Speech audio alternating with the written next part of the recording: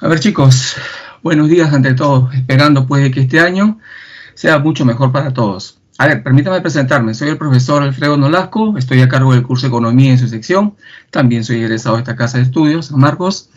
Y bien, vamos a desarrollar el curso, pues, como ya saben, pues de manera paratónica, ¿no? Es decir, vamos a desarrollar rápidamente, vamos a desarrollar muy concretamente muchos temas ya en 9 semanas. Cualquier duda o pregunta ya saben que no solamente la pueden hacer por el chat del curso, pero también lo pueden hacer por el multichat, ¿no? Bien, solamente para presentarme, ¿ya? Voy a apagar de todas maneras la cámara para aprovechar el ancho de banda, ¿sí? Entonces, si todo está bien, empecemos, ¿ya? A ver, cuando hablamos de economía, ¿de qué estamos hablando concretamente, no? Estamos hablando, pues, de una ciencia social. ¿Y por qué ciencia social? Porque en ella interviene el ser humano. El ser humano participa, pues, en esta ciencia. El ser humano la ha desarrollado. Y es una ciencia social porque el ser humano la ha desarrollado y porque participa en ella. El ser humano la modifica. El ser humano crea leyes, ¿no? Y dentro de esta ciencia también, pues, ha desarrollado muchas leyes. A ver, simplemente un ejemplo para entender el impacto de la economía. El día de hoy te levantaste o te levantaron, de repente, pues, una alarma, ¿no? Mamá te llama a la mesa, el desayuno. Cuando tú ves ahí tu pan con huevo y tu taza de leche, por ejemplo, te preguntan, ¿no? ¿De dónde ha provenido ese huevo? ¿De dónde ha provenido la leche? ¿Qué actividades se han desarrollado para que nosotros podamos tener ese desayuno en la mesa? Claro, hay una empresa que se ha encargado, pues, de criar gallinas, alimentarlas y producir huevo para el consumo humano. Otros seguramente han criado vacas. Otra empresa les ha comprado la leche, las ha pasteurizado, las ha envasado y así ha llegado, pues, a nuestro hogar. Para que llegue a nuestro hogar, desde las fábricas donde sale la leche, por ejemplo, ha tenido que haber una unidad, ¿ya?, que movilice ese producto. Son los medios de transporte. Y si hablamos de un producto que no es cercano para nosotros, por ejemplo, una computadora, eso no se fabrica en el Perú, ¿no? Pero ha tenido que venir del extranjero también vía un medio de transporte, tal vez marítimo, tal vez aéreo, ¿no? Cuando llega acá, tiene que pasar por aduanas.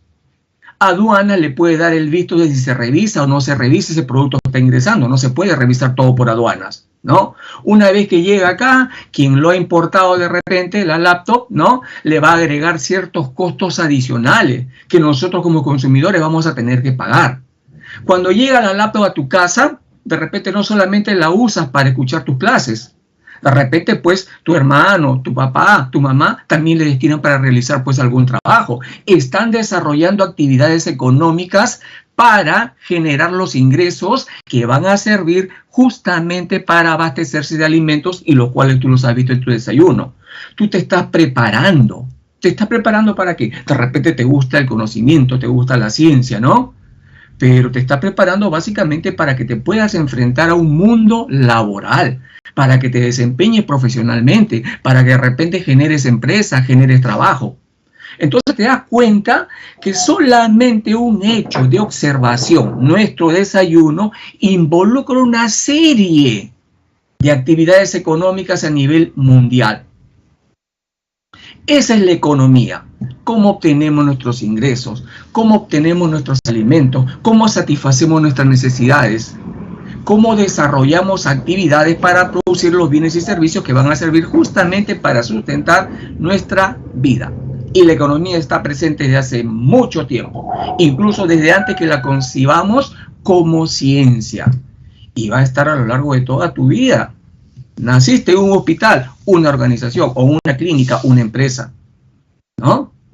Vamos a morir y vamos a terminar en un cementerio, un lugar que está gestionado por una institución pública o privada normalmente. Entonces ahí va a estar siempre la economía, ¿ya? Cuando nosotros hablamos de economía, entonces estamos hablando de una ciencia social, ¿ya? Participa el ser humano y se encarga de la óptima administración de los recursos escasos.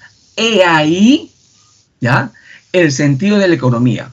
Si los recursos fueran abundantes, no existiría economía.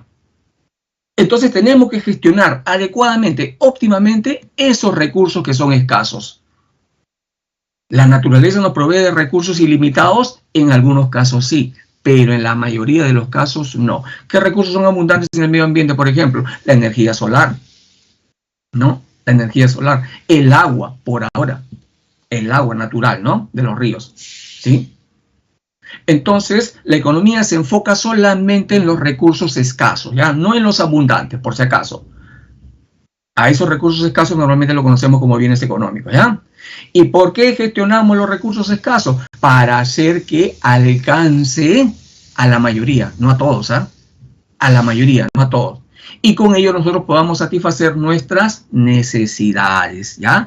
Este concepto que está visualizando en la pantalla le corresponde pues al economista británico Lionel Robbins, ¿ya? Él nos definió con mucha precisión que la economía es una ciencia social que se encarga de estudiar, de gestionar, de administrar los recursos escasos que van a servir para satisfacer nuestras necesidades. Ahí se centra la economía, ¿ya? Mucho cuidado con ello, ¿sí? ¿Y por qué se centra en la escasez? Porque existe un gran problema económico.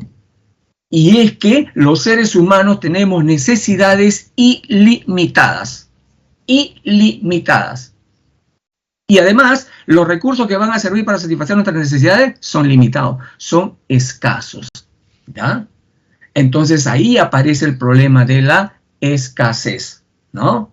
A nosotros nos pasa todos los días, pues, ¿no? Nuestro dinero que tenemos es limitado. Y cuando vamos a los mercados a comprar, tenemos que decidir entre comprar entre uno u otro bien, porque nuestro recurso, el dinero, es escaso. Pregúntale a mamá, si no, pues cuando va al mercado y se enfrenta con que el precio de la carne de res ha subido. Ya no puede comprar carne de res para el almuerzo de ese día. ¿Qué tiene que hacer? De repente comprar pollo o comprar pescado. Pasa mucho, ¿ya?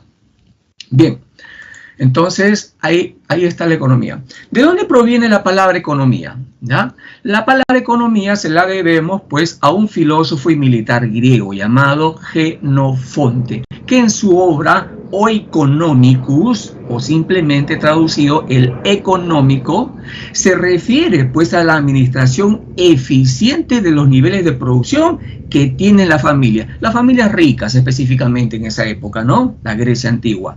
Las familias ricas.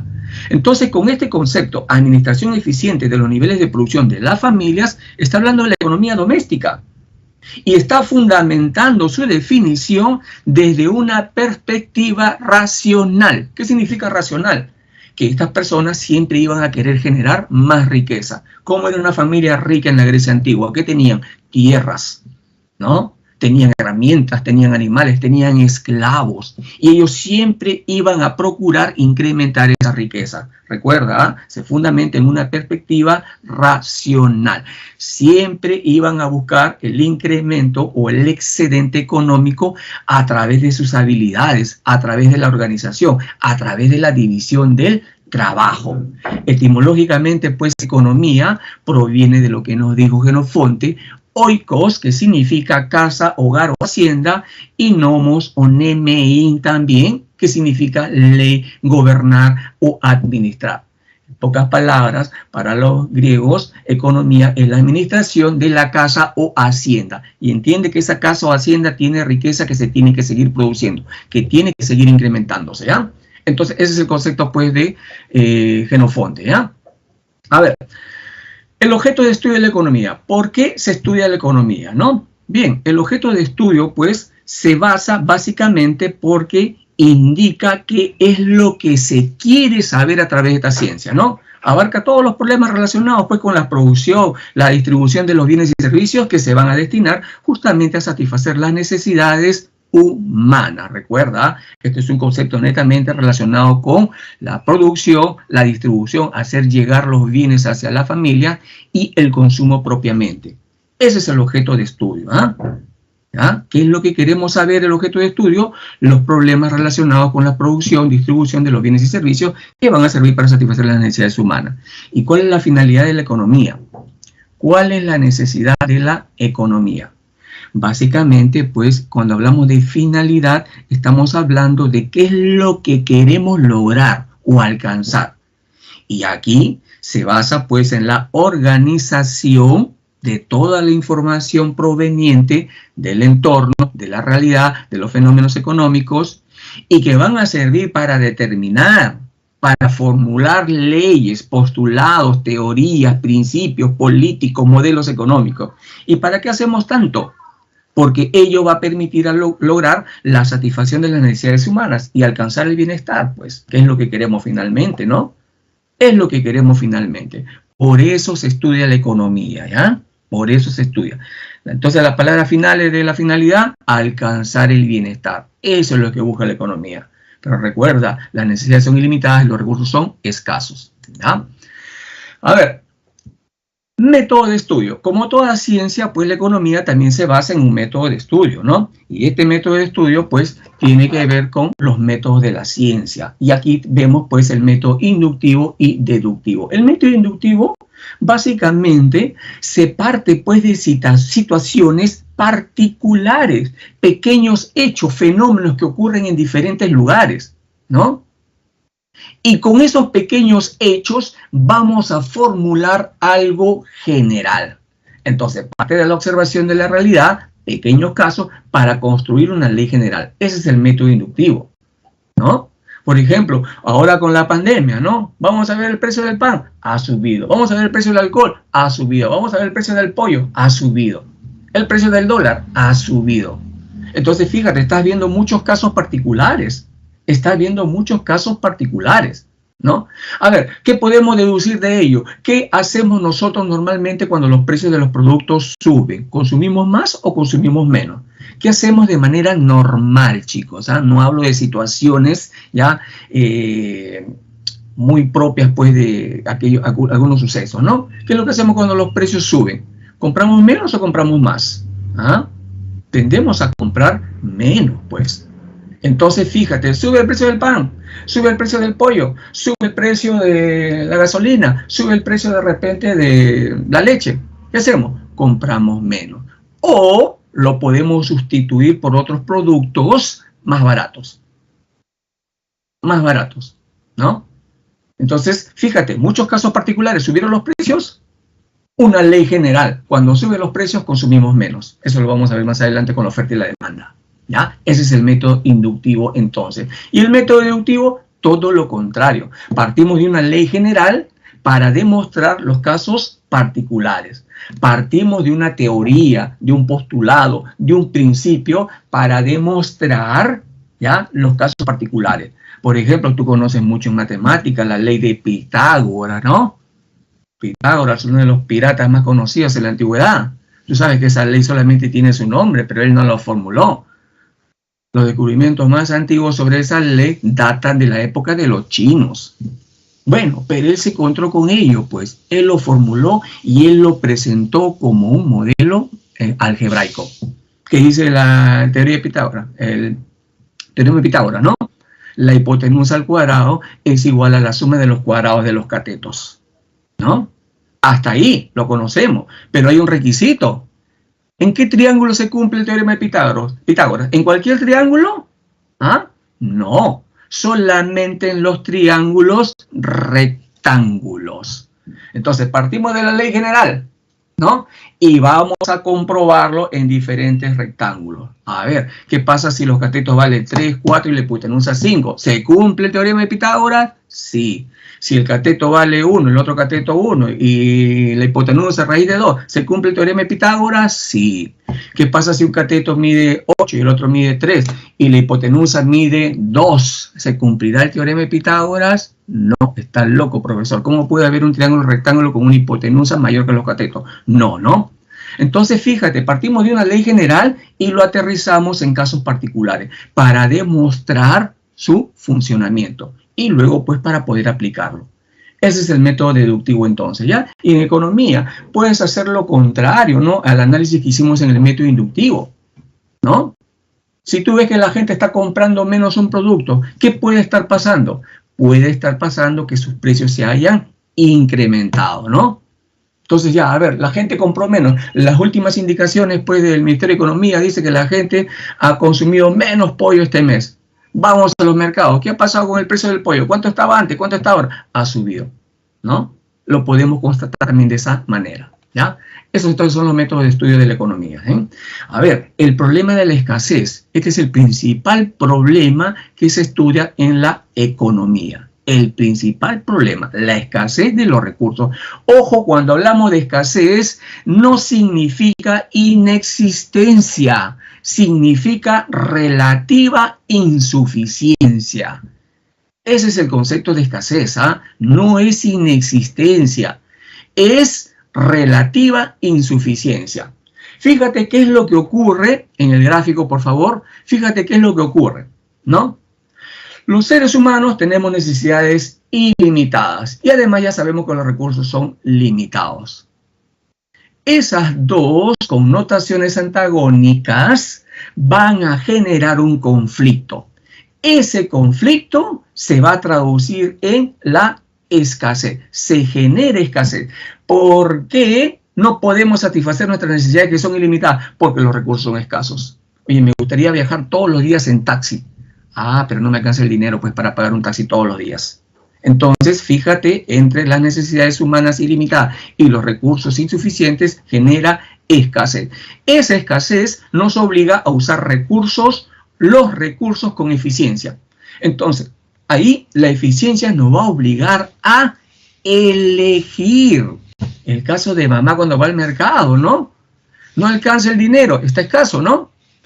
¿Quiere comprar carne de res? No puede, pero tiene carne de res, tiene carne de pollo y tiene carne de pescado. Y como sabe mi mamá que los precios van a seguir subiendo, entonces empieza a ahorrar, ¿no? Y en vez de comprar pollo, compra pescado mejor. Ha tenido que elegir. ¿Quién la motivó a elegir? La escasez, ¿no? La escasez la motivó a elegir.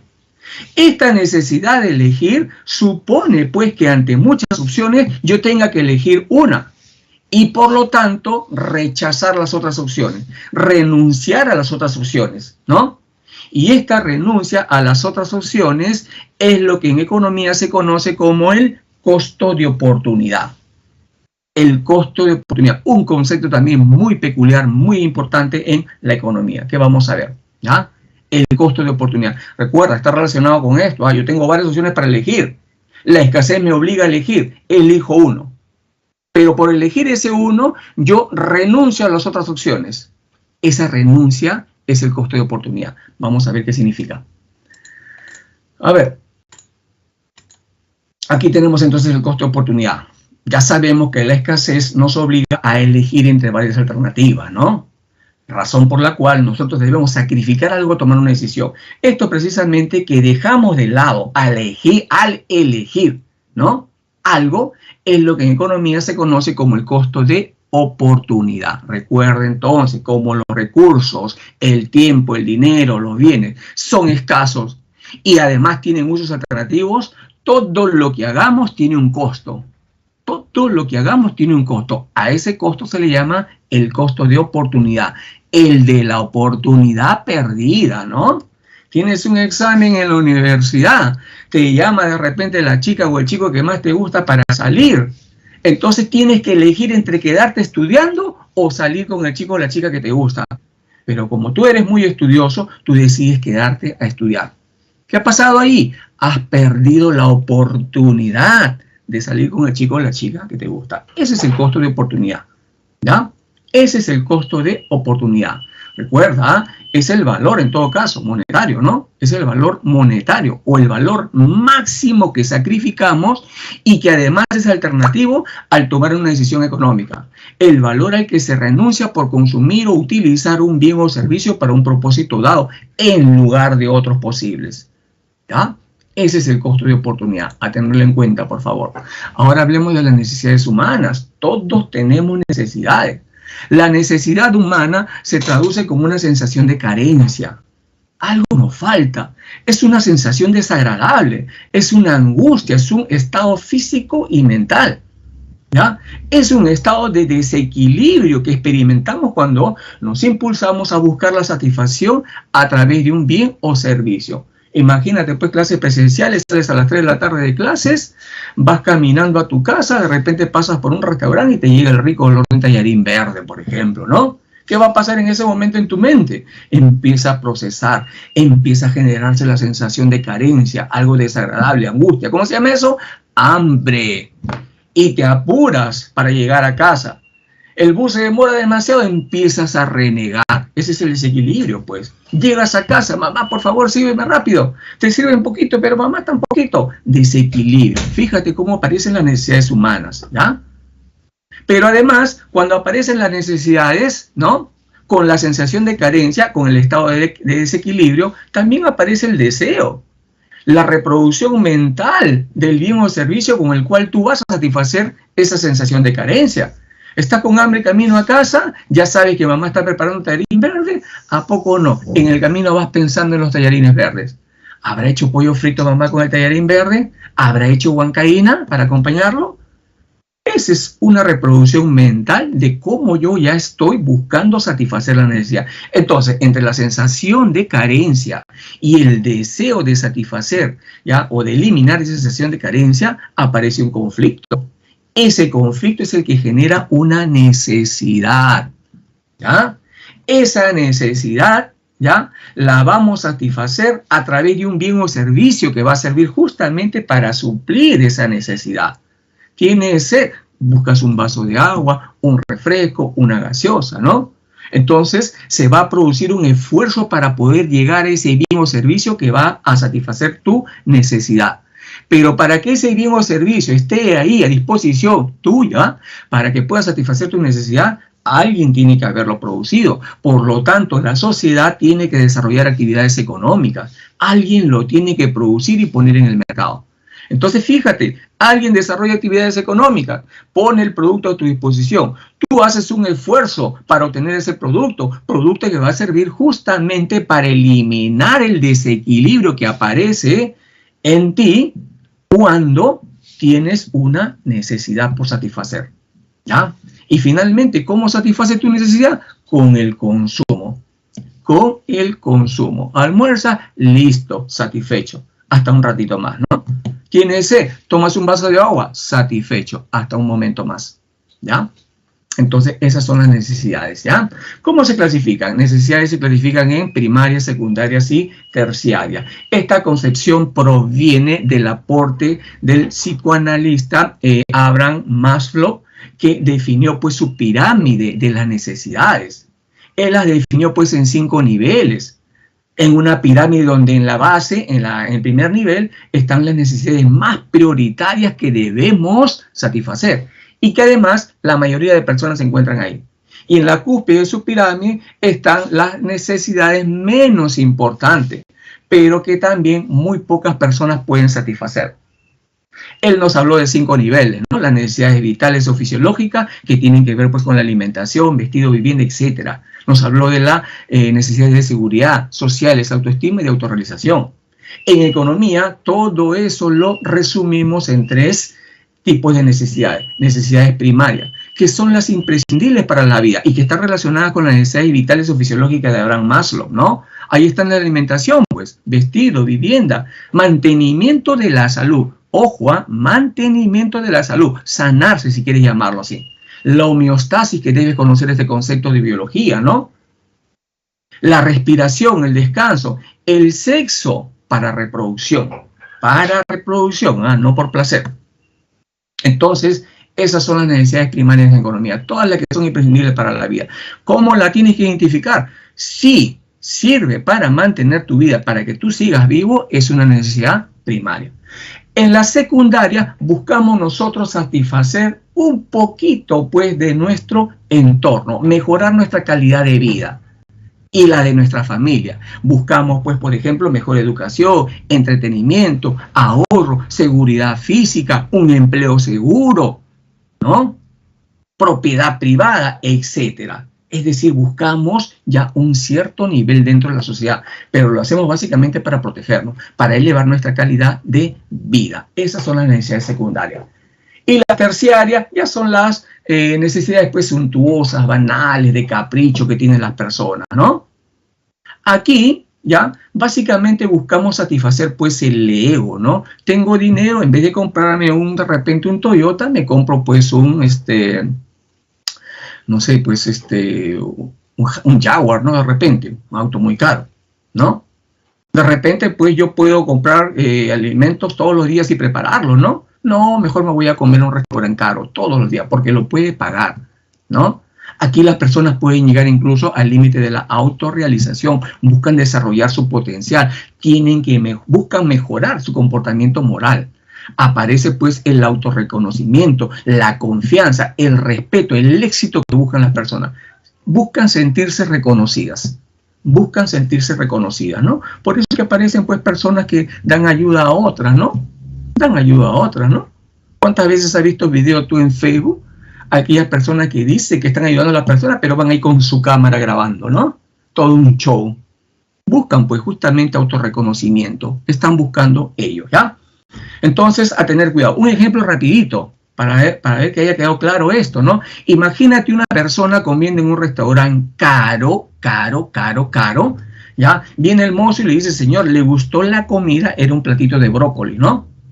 ¿Le gustó la comida? El señor le dice, no, no me gustó.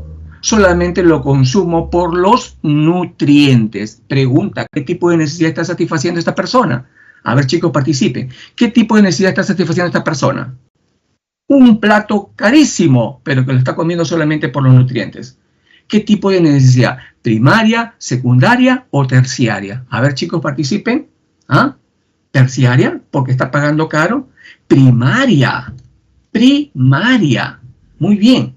¿Ya? Es primaria. A pesar de que esté pagando mucho, él lo está comiendo por los nutrientes. ¿Ya? Algo que no mencioné de las necesidades secundarias es que también están ahí las necesidades no solamente de seguridad, sino también sociales. Esas necesidades de desarrollo afectivo que tenemos todos, que buscamos amistad, asociación, aceptación, intimidad de pareja, etc. Entonces con ello te puedo hacer la siguiente pregunta. Un varón ya invita a una chica a una cena romántica en un restaurante carísimo, pero él la quiere enamorar. ¿Qué tipo de necesidad está satisfaciendo ahí? ¿Ah? ¿Qué tipo de necesidad o está buscando satisfacer? ¿Primaria, secundaria o terciaria? Por supuesto, muy bien, Rodrigo Fiorella.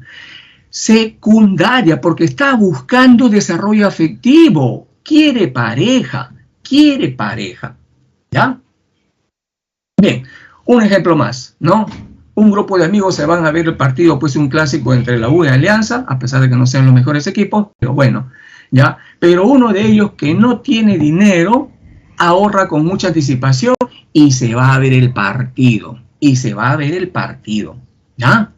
Entonces simplemente porque quiere ver el partido de su selección, ¿no? Pregunta, ¿qué tipo de necesidad está satisfaciendo acá esta persona? ¿Primaria, secundaria o terciaria? Terciaria, claro, porque está tratando de satisfacer una necesidad de reconocimiento. Él quiere estar ahí con su equipo, ¿no? Entonces depende de la intención con la cual quiere satisfacerla. ¿no? Ellen de Jesús. Sí, correcto, muy bien, ¿ya? Cuando te venga una pregunta de necesidades humanas, siempre analiza lo que busca satisfacer. Puede pagar mucho dinero, pero está buscando vivir, ¿ya? Bastante cuidado. El entretenimiento está dentro de las necesidades secundarias, ¿ya? De las necesidades secundarias también. Lean a Abraham Maslow para que puedan reconocer más algunas situaciones a que pertenecen, ¿ya?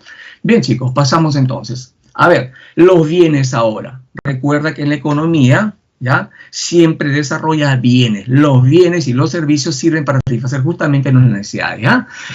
Todos los objetos, todo lo tangible que utilice el ser humano para satisfacer sus necesidades son bienes. Una carpeta, un celular, una laptop, un vehículo, un paquete de galletas, un kilo de pollo, un kilo de arroz, un par de zapatos, etc. Todos son bienes, ¿ya?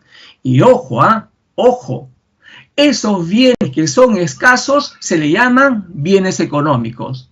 Y lo que la naturaleza nos da en abundancia se le llama bienes abundantes o bienes libres. Los bienes libres no son objeto de estudio de la economía, por si acaso, recuerda, si no hay escasez, entonces no hay economía, pues. Por eso es que estudiamos los bienes económicos, que son escasos, ¿ya? Que son escasos, ¿sí? ¿Cómo se clasifican los bienes? Según su uso, puede ser de consumo o de capital. ¿Cuándo es de consumo? Cuando satisfacen directamente, inmediatamente, la necesidad de una persona. Por ejemplo, un par de zapatos. No tengo zapatos, ¿ya? los uso, pues. Está satisfaciendo una necesidad de manera directa. Yo los uso. Me compro insulina, tengo diabetes y de repente está satisfaciendo mi necesidad. Compro un sándwich porque tengo hambre, me satisface de manera directa. Esos son bienes de consumo. Y ojo, vamos a ver más adelante, dentro de los agentes de la economía, las familias y las empresas, ambos desarrollan consumo, pero de diferente manera. ¿Ya? Lo vamos a ver más adelante. Y según su uso, ¿cuáles son los bienes de capital? Son aquellos bienes que sirven para crear otros bienes y servicios. Por ejemplo, una máquina, un edificio, una tierra, etcétera, etcétera. A ver, si quedó claro esto, una pregunta, participen por favor. Un huevo duro en tu desayuno, ¿qué será? ¿Un bien de consumo o un bien de capital? A ver, un huevo duro en tu desayuno, ¿qué será? ¿Un bien de consumo o un bien de capital? De consumo, ¿ya? Muy bien, un bien de consumo. Ahora, ese huevo, ese mismo huevo, incubándose en la empresa San Fernando, ¿qué será? ¿Un bien de consumo o un bien de capital? El huevo incubándose de repente para que tenga otro pollito, bien de consumo, bien de capital. Claro, apéndense al concepto. Si sirve para producir otros bienes y servicios, es un bien de capital, ¿ya? Entonces, bastante cuidado con el huevo, ¿no? Bastante cuidado. A ver, seguimos acá. Los servicios ahora. Los servicios son intangibles, no son cosas concretas que podemos tocar. Son actividades que desarrollan algunas personas para satisfacer las necesidades de otras. Por ejemplo, una peluquería que te cortan el pelo. Esta clase, por ejemplo, ¿no? Una conferencia, una película que es por televisión, etcétera, ¿ya? Esos son servicios, son intangibles, inmateriales, ¿ya? Ahí tenemos muchos ejemplos en las imágenes, ¿ya? Ahí tenemos muchos ejemplos. ¿Cómo se clasifican los servicios, no? Según quien los brinde, pueden ser privados. Cuando son brindados por personas o empresas particulares, a un precio por encima de su costo, porque buscan una ganancia, pues, ¿no? ¿Y por qué se le considera privado? Porque el Estado no interviene en la producción de ese servicio. ¿Y cuando los servicios son públicos? Cuando los brinda propiamente el Estado. Las municipalidades, las empresas estatales, la Universidad de San Marcos, etcétera, etcétera, ¿no? Tú dirás, profesor, pero la premia está cobrando, ¿no? ¿Acaso no es del Estado? Sí, pues muchas entidades del Estado se comportan así ahora, desde hace mucho tiempo, y no es nuevo en el país por si acaso, ¿ya? Pero los brinda el Estado. Ya cuando ingreses, ya ahí sí pues te vas a reír, ¿no? Porque no vas a pagar pensión, pues, no vas a pagar pensión, ¿ya? Bien, las doctrinas económicas ahora. Cuando nosotros estudiamos doctrinas, tenemos que tener en cuenta que hay todo un proceso de desarrollo del conocimiento, ¿no? Que es parte de una realidad histórica, que luego viene alguien y la analiza y aparece el pensamiento. Luego, cuando varias personas piensan de manera similar, aparece pues una doctrina, algo que varios han aceptado. Cuando esa doctrina es aceptada y se quiere pues expandir, aparecen las escuelas. Las escuelas empiezan a desarrollar más conocimiento y aparecen las teorías económicas. Y finalmente, cuando queremos solucionar algún problema económico, aplicamos una política económica, ¿no? Entonces, nosotros partimos pues desde una edad antigua con el aporte pues de la cultura griega, Platón, Aristóteles, ¿no? Luego en la Edad Media, donde el poder se centraba pues en la religión, ¿no? Aparece San Agustín de Hipona, Santo Tomás de Aquino, ¿no? Y llegamos a la Edad Moderna, siglo XVI en adelante, y aparece pues el mercantilismo, el comercio, mercado, de ahí viene, ¿no? Aquí, para los mercantilistas, la riqueza se basaba en el comercio y en la circulación del dinero, en el movimiento del oro y la plata, en la acumulación de metales preciosos. Buscaban, pues, producir o mandar a producir y luego venderlo y con ello tener una ganancia. Y buscaban acumular la mayor cantidad de ganancias. Aquí, la intervención del Estado es activa en la vida económica. ¿Y por qué? Porque era la época pues medieval prácticamente en adelante, ¿no? Donde había muchas guerras, invasiones, expropiaciones, los piratas estaban a la orden del día. Entonces los mercantilistas buscaron el apoyo, la protección del Estado, básicamente de manera militar, ¿no? Ellos postularon pues el concepto de la balanza comercial que vamos a ver más adelante. Y la balanza comercial no es otra cosa que el resultado de la acumulación de metales preciosos.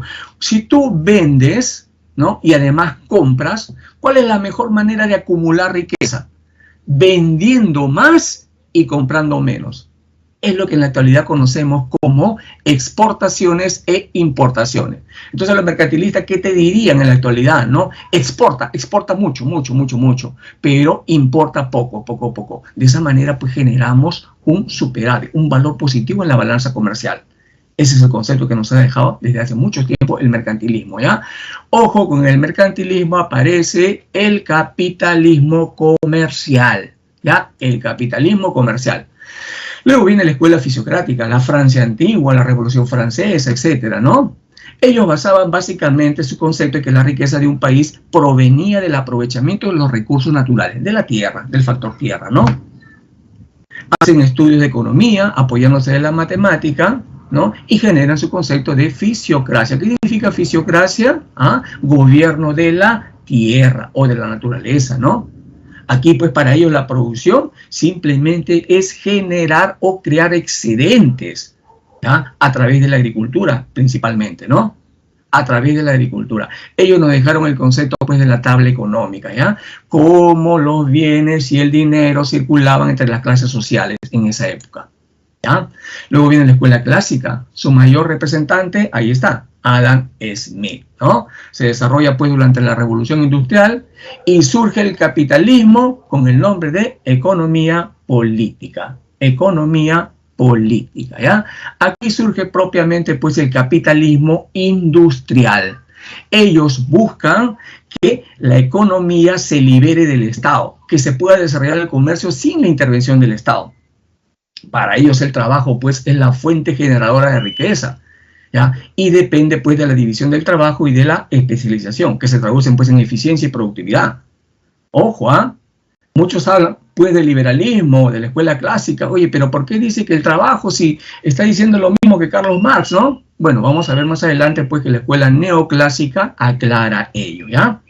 Aquí se distingue pues el valor de uso y el valor de cambio, ¿no? Una silla, por ejemplo. ¿Cuál es su valor de uso? Te sirve para sentarse.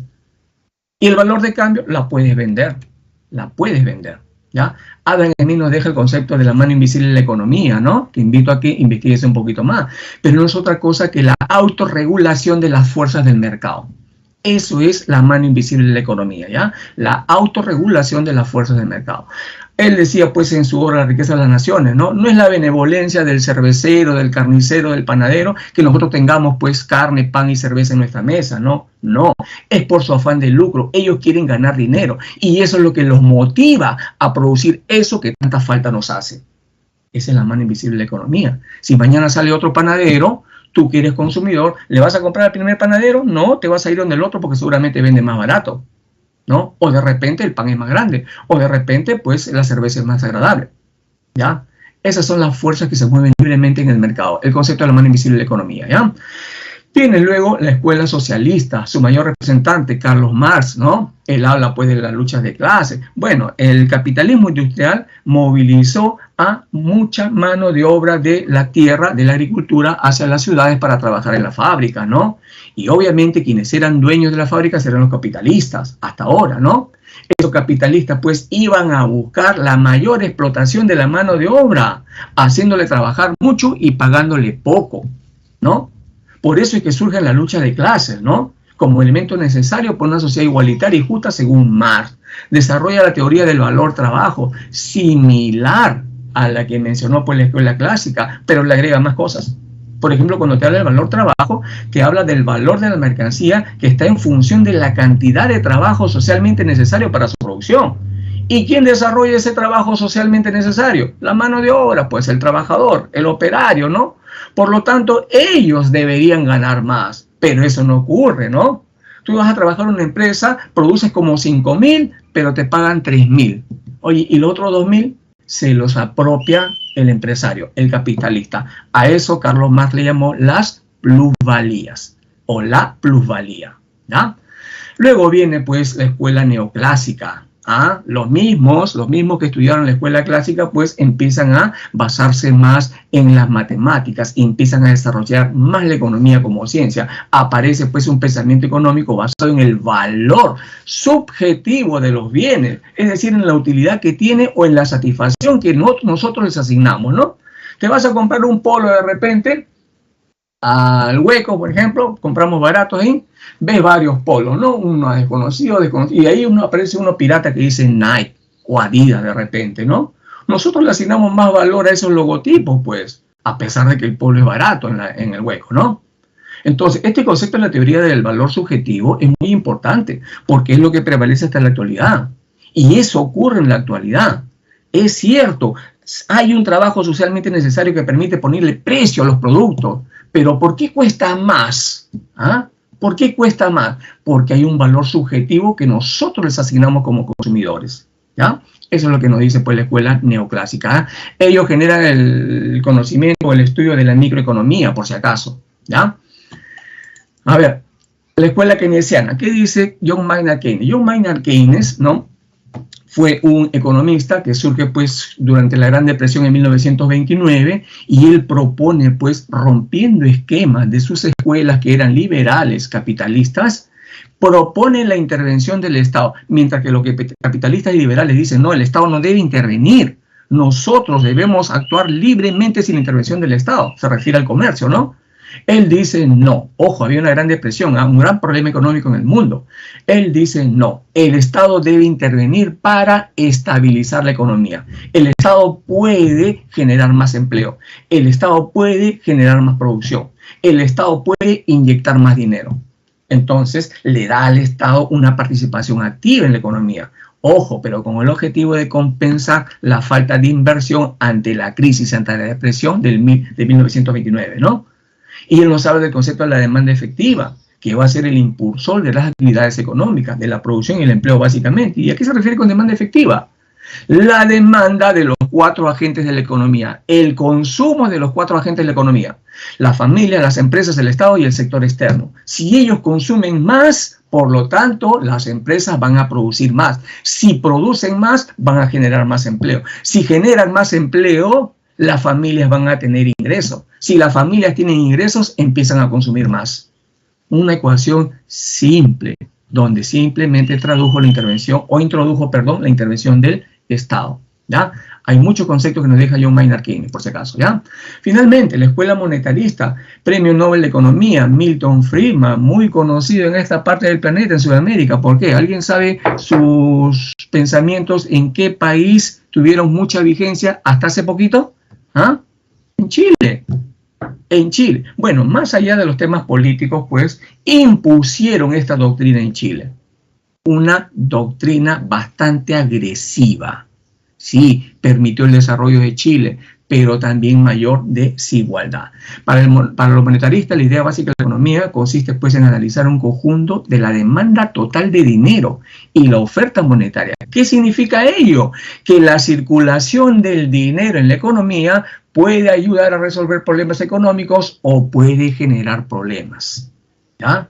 La inflación, por ejemplo, es algo que siempre va a aparecer cuando aparece más dinero en la economía. Por eso es que Milton Friedman lo consideraba pues como un problema monetario a la inflación, el exceso de dinero en circulación en la economía, ¿no? Imagínate tú que solamente hay 5 bienes en una economía y ahorita tenemos nosotros un sol cada uno, 5 personas. Tranquilamente cada uno puede comprar ese bien a un sol, ¿no? Pero ¿qué pasa si mañana todos tenemos 10 soles cada uno y siguen habiendo 5 bienes en la economía? ¿Ah? Yo como tengo 10 me voy a querer comprar los 5. Y como todos van a querer hacer lo mismo, ¿qué van a hacer los productores? Van a subir los precios. Inflación, ¿ya? Lo vamos a ver con más detalle más adelante, ¿ya?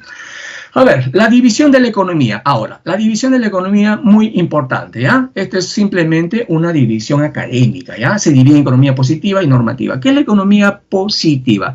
Se define simplemente como lo que es, lo que ocurre. Describe y teoriza la realidad económica considerando los hechos tal como son, tal como se presenta, tal como ocurre, y por tanto nos brinda explicaciones objetivas o científicas sobre el funcionamiento de algún fenómeno económico. Se divide en economía descriptiva y teoría económica. Descriptiva, describe pues los fenómenos, ¿no? Los fenómenos económicos reales. Para ello recolecta información de la realidad a través de encuestas, censos, ordena esa información, las clasifica, etc. Con esa información, alguien las estudia, alguien analiza y concibe teorías económicas, ¿no? Y la teoría económica analiza la causa de los fenómenos y plantea una solución. Y esa solución se traduce como una ley. La teoría económica se clasifica pues en microeconomía y macroeconomía. ¿Qué es la microeconomía? ¿Ah? Estudia pues el comportamiento de los 4 agentes de la economía, pero principalmente de las empresas y de la familia. En cambio, la macroeconomía estudia la economía en su conjunto, un país, una región o todo el mundo a través de los llamados agregados macroeconómicos. ¿Ah? Y la economía normativa se traduce simplemente como lo que debería ser. Analiza cómo deberían ser los hechos. Ojo, cómo deberían ser los hechos económicos. Aquí va a intervenir, pues, en cada persona sus juicios de valor, sus ideologías, sus opiniones, ¿no? Por ejemplo, hace poco, ¿no? Acaban de poner en operación nuevamente, pues, una planta de producción de petróleo, ¿no? Algunos economistas dicen, muy bien, el Estado debe intervenir porque con ello va a ser un competidor más en el mercado y por lo tanto el precio del petróleo va a tender a disminuir. Pero los que no están de acuerdo, los liberales, los capitalistas, dicen, no, el Estado no debe intervenir, el Estado es un mal gestor, el Estado va a llevar a la quiebra, etcétera, etcétera, etcétera, ¿no? Fíjate, juicios de valor, ideologías, opiniones, ¿ya? Entonces, la economía normativa, nos va a brindar diversas soluciones ante los problemas. De la economía normativa se desprende la política económica. Y la política económica no es otra cosa que las medidas que aplica el Estado para lograr ciertos objetivos. ¿Ah? Y ojo, esto es economía normativa. La política económica es economía normativa. Si no, pregúntate, oye, ¿por qué difiere tanto las decisiones económicas que tomó el gobierno de Fujimori con las que está tomando pues el gobierno de Castillo? ¿Ah? Por economía normativa, pues sí, sus asesores saben de economía, pero cada uno está aplicando sus juicios de valor, sus ideologías, sus opiniones. ¿Ya? De la política económica se desprende pues la política fiscal y la política monetaria. Más adelante lo vamos a ver, pero la política fiscal tiene que ver con el manejo del gasto y del ingreso público, es decir, del presupuesto general de la República. Cuando el Estado gasta más, cuando el Estado genera más ingresos, eso tiene que ver con política fiscal. Por ejemplo, ¿no? Quiere ganar o recaudar más dinero a través del impuesto general de las ventas. Ahí aplica una política tributaria, pero es una política fiscal, porque está procurando mayores ingresos para el presupuesto del Estado. ¿Quién maneja la política fiscal? El Ministerio de Economía y Finanzas. Y de la política económica también se desprende la política monetaria, ¿no? En la política monetaria, pues, ya lo maneja el Banco Central de Reserva. Y aquí tiene que ver con el control de la oferta monetaria, la circulación del dinero en la economía, la política cambiaria. ¿Ya? Entonces la política monetaria tiene que ver con la circulación del dinero en una economía. ¿No? Vamos a verlo más adelante. ¿Qué pasa cuando el Estado cambia la tasa de encaje bancario? ¿Qué será encaje bancario? Bueno, tarea para que investiguen ya, pero sí lo vamos a ver más adelante, ¿no? Ese encaje bancario lo único que hace es poner a disposición más dinero en circulación en la economía o menos dinero en circulación en la economía. ¿Ya? A ver, aquí está pues lo que había hablado, ¿no? La economía positiva describe la realidad tal como es, sin juicios de valor o consideraciones morales, etcétera, ¿no? Se divide en economía descriptiva y teoría económica. La teoría económica se divide en macroeconomía y en microeconomía, que ya he descrito, ¿no? Además, la economía normativa, que tiene que ver con lo que debería ser, con los juicios de valor, ¿ya? De ahí se desprende pues la política económica y dentro de ella la política fiscal y la política monetaria, ¿ya? La política monetaria, el proceso económico. El proceso económico. A ver, ¿qué es el proceso económico? ¿Te acuerdas de las actividades económicas que se desarrollan en una sociedad para obtener bienes y servicios? Bien, todas estas actividades están englobadas en el proceso económico. Alguien produce y ahí se generan bienes y servicios. Alguien produce y ahí se generan bienes y servicios. Esos productos, esos bienes o esos servicios hay que ponerlos a disposición de los consumidores. Por lo tanto, si se trata de una laptop, hay que transportarlo desde China o de Estados Unidos hacia el Perú, hacia Argentina, hacia otro país. Eso es circulación y utilizan los medios de transporte. Pero ojo, es una parte de la circulación nada más los medios de transporte, ¿no? Cuando ya están en los mercados los productos, los bienes o los servicios, se debe producir el intercambio, ¿no? Tome el celular, dame el dinero. Ese dinero, ¿ya? Que forma parte del intercambio, es muy importante porque le genera ganancias a la empresa que está produciendo los bienes o los servicios. Esa ganancia o ese dinero que está acumulando va a servir para que se lleve a cabo la siguiente etapa del proceso económico, que es la distribución. Y aquí la distribución tiene que ver con la repartición de la riqueza entre todos aquellos factores que participaron en la producción. Por ejemplo, se pagan los salarios de la mano de obra, se pagan las ganancias a las empresas, se pagan los impuestos al Estado. Esa es la distribución. Ya con la distribución, la empresa tiene dinero y las familias tienen dinero en el bolsillo, entonces las familias ya pueden realizar su consumo. Van a los mercados a comprar los bienes para satisfacer sus necesidades, ¿no? Y de esa manera la pueden satisfacer. En el caso de las empresas, esa ganancia que pueden haber acumulado la pueden repartir entre los socios, pero una parte se queda en la empresa. Esa parte la pueden seguir utilizando para seguir produciendo o de repente quieren aumentar la producción. Entonces, si ellos van a afectar con su dinero la producción, se le llama pues inversión. A veces no tienen dinero, por lo tanto tienen que acudir a la banca, ¿no? Al sistema financiero. Y le pueden prestar dinero y con ello vuelven a producir. Eso es inversión, ¿no? Entonces se convierte en un ciclo, en un proceso interminable y que mantiene el dinamismo en la economía, ¿ya? La producción, la primera fase del proceso económico, ¿no? Aquí se van a generar los bienes y servicios y se combinan de manera adecuada, óptima, los factores de producción. ¿Cuáles son esos factores de producción? Naturaleza, trabajo, capital, tecnología, el Estado, la gestión empresarial. Entonces, fíjate, todo esto forma parte de la entrada en la producción a la empresa, en la unidad económica de producción. Y luego ellos producen y llevan al mercado bienes y servicios para satisfacer las necesidades, ¿ya? En la parte de abajo observarás, pues, un modelo matemático que representa la cantidad que puede producir una empresa. ¿Qué significa? La cantidad Q a producir está en función de los factores de producción, principalmente el trabajo, el capital, la naturaleza y también de la tecnología, Estado y la gestión empresarial. ¿Cómo beneficia el consumo a la inversión? Claro, imagínate pues que mañana descubran pues, no sé, una receta adecuada, una combinación adecuada para definitivamente eliminar al COVID, ¿no? Al virus, ¿no? ¿Qué es lo que va a pasar en ese momento? Se va a empezar a producir más, porque las familias la van a consumir. Y si las familias la van a consumir, de inmediato van a haber emprendedores que por el afán de ganar dinero van a poner más dinero para que se pueda producir más. Y no solamente venderlo en el Perú, sino venderlo en otros países además. El consumo incrementa las ganancias. Las ganancias llaman a la inversión. ¿O no quieres ganar dinero tú cuando ves un mercado que le puedes vender? Por supuesto, ¿ya? A ver, los factores de producción, ahí está. ¿Cómo se clasifican? Originarios, solamente son el trabajo y los recursos naturales. ¿Por qué son originarios? Porque preexisten a la producción. Es más, ni siquiera el ser humano, pues, en el caso de la naturaleza, los ha creado. El trabajo sí lo crea el ser humano, ¿ya?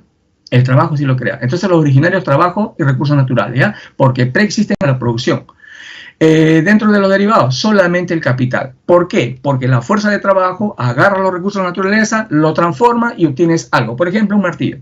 ¿Un martillo entra dentro del concepto de bienes de consumo? Claro, porque con un martillo un carpintero puede producir otros bienes y servicios. Ese es capital, ¿ya? Y los complementarios que aportan, complementan a los otros factores de producción. Ahí están la empresa, la tecnología y el Estado. La empresa se refiere pues a las habilidades empresariales, ¿ya? Para gestionar la producción, Los sectores productivos, ¿no? Aquí tenemos pues al sector primario, secundario y terciario. En el primario, como ustedes seguramente ya han estudiado en el colegio, están todas las actividades que extraen y explotan los recursos de la naturaleza. Es decir, actúan directamente sobre la naturaleza, ¿ya? La agricultura, ganadería, la pesca, la minería, etc. En cambio, en el sector secundario o manufacturero, ellos sí transforman lo que se ha obtenido en la naturaleza para convertirlo en bienes y servicios para satisfacer nuestras necesidades. Por ejemplo, la industria, la construcción, ¿no? Una fábrica de autos, una fábrica de alimentos, una fábrica de textiles, etc. Ellos transforman, ¿ah? Se llama sector secundario o manufacturero. Y en el sector terciario son actividades económicas que complementan las actividades del sector primario y secundario. No producen bienes, ¿ah? Sino básicamente prestan servicios, ¿no? Por ejemplo, un supermercado o un metro, Totus, por ejemplo. Ellos son del sector terciario o secundario. Son terciarios. Todos los productos que venden ellos no los producen. Ellos se los compran a quienes han producido, ¿ya? ellos se los compran y solamente desarrollan una actividad que se llama el comercio. Lo mismo, actividades terciarias, la educación, un corte de cabello, una película, etcétera, ¿no? Los bienes que se utilizan para hacer otros bienes. ¿Cómo se llama? Bienes de capital. Pero vamos a ver, investiguen más, ese concepto va más allá de producir otros bienes y servicios. Ese otro concepto es si me genera ganancias. Si me genera ganancias, ¿ya? A ver, chicos, ya para terminar, ya para terminar, los costos de producción. Producir cuesta. Entonces, cuando uno produce, se tiene que desembolsar valores monetarios. Esos valores monetarios son los que van a servir para adquirir los factores de producción y que van a servir para producir bienes y servicios. Compramos máquinas, compramos materia prima, compramos instalaciones, contratamos personal, todo ello forma parte de los costos de producción. Estos costos de producción pueden ser fijos cuando esos costos no están relacionados con los volúmenes de producción. Por ejemplo, a un operario de producción va a ganar su salario 930 soles todos los meses de un año, así la empresa mes a mes produzca 10, 20, 30, 5, 50, 1000 unidades. Ese es un costo fijo, no cambia con los niveles de producción. Fíjate que su gráfica es una recta horizontal, ¿ya? Así como ello hay otro. En cambio, el costo variable sí está relacionado con los niveles de producción. Si la empresa decide producir más, estos costos aumentan. Si produce menos, estos costos disminuyen. Por ejemplo, una empresa que fabrica camisas, si quiere producir más camisas, ¿va a gastar más en telas? Por supuesto. ¿Va a gastar más en botones? Por supuesto. ¿Va a gastar más en etiquetas? Por supuesto. Esos son los costos variables, ¿ya? Están relacionados con los volúmenes de producción. Ahí está pues la materia prima, los salarios por hora, los envíos, comisiones, etcétera, ¿ya? Y el costo total no es otra cosa que la suma del costo fijo con el costo variable. En la gráfica te muestra todos esos costos, ¿ya? Pero además hay un ingreso total, que es producto de la venta de lo que hemos producido. Pero ojo, la venta obviamente al precio de venta, que incluye mi ganancia, ¿no? Entonces, si tú al ingreso total le restas el costo total, ¿qué te queda? Tus ganancias o beneficios totales, ¿ya? Tus ganancias o beneficios totales, ¿ya? Bien, chicos, ahí nos estamos quedando, ¿ya? A ver, les dejo ahí la pantallita para que puedan sacar la diapositiva. Gracias por su tiempo, disculpen por la demora, ¿ya? Y nos estamos viendo en la siguiente clase. Cuídense, chicos, ¿ya? Nos vemos.